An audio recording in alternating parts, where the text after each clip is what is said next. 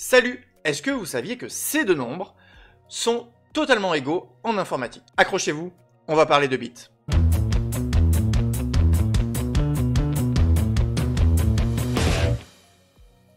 Alors, avant de commencer, je vais vous lire ces nombres une fois, et après je dirai 999 et 1000 parce que bon, c'est un peu long.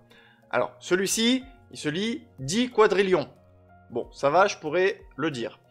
Le deuxième, il se dit 9 quadrillions 999 trillions 999 billions 999 milliards 999 millions 999 999.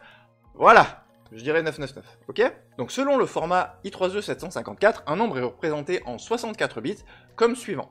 1 bit pour le signe, 0 pour positif, 1 pour négatif, 11 bits pour l'exposant, codé avec un biais de 1023, et 52 bits pour la mantis. En I3E 754, un nombre se représente comme suivant. Nombre égale 1 point mantis fois 2 puissance exposant. Convertissons donc maintenant 9999 en I3E 754. On va commencer d'abord par le convertir simplement en binaire. Ensuite, on va le normaliser en déplaçant la virgule pour avoir un point quelque chose. Ici, on aura déplacé la virgule de 53 vers la gauche. On aura donc notre exposant qui est moins 53. En I3E 754, on rajoute un biais donc de 1023 à cet exposant et il devient 1076. En binaire, 1076 s'écrit 1 0 0 0 1 1 0 1 0 0. Et la mantis est tout ce qu'on a après le 1. On va ensuite assembler tout ça. Le signe, c'est positif, donc on a un 0, suivi de l'exposant, puis de la mantis. Et voilà ce que ça donne. Voilà, sauf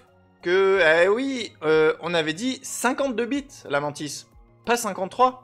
Du coup, on va devoir tronquer la mantis, ou plutôt arrondir la mantis, via la règle round to nearest, tie to even. Donc la règle est la suivante, round to nearest. Donc si la partie à supprimer est inférieure à la moitié de la valeur d'un pas, on arrondit vers le bas. Si elle est supérieure ou égale à la moitié, on arrondit vers le haut. Tie to even. Donc si la partie supprimée est exactement équivalente à la moitié, on choisit de rendre le dernier bit conservé pair, donc 0 au lieu de 1. Donc dans notre cas, on a un seul bit, le bit 1.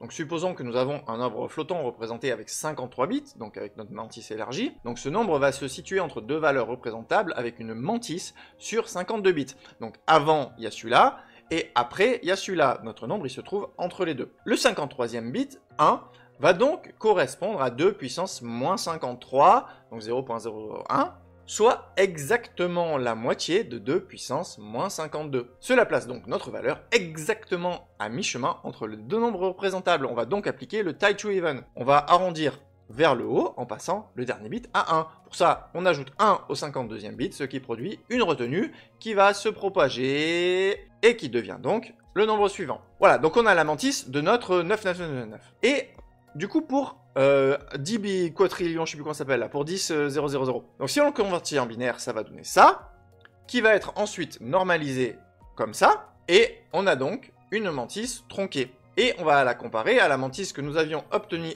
avant pour 999. C'est la même. Ces deux nombres sont donc représentés exactement de la même façon selon le format I3E 754. Et du coup, logiquement, ils sont égaux. Voilà, tu comprends maintenant pourquoi il faut bien faire attention quand tu manipules des gros nombres. Merci d'avoir regardé cette vidéo. Si elle t'a plu, pense à liker et à t'abonner. Et même à me laisser un petit commentaire parce que ça aide l'algo YouTube à la proposer à d'autres personnes. Et donc, moi, je fais plus de vues et c'est cool. Allez, à bientôt!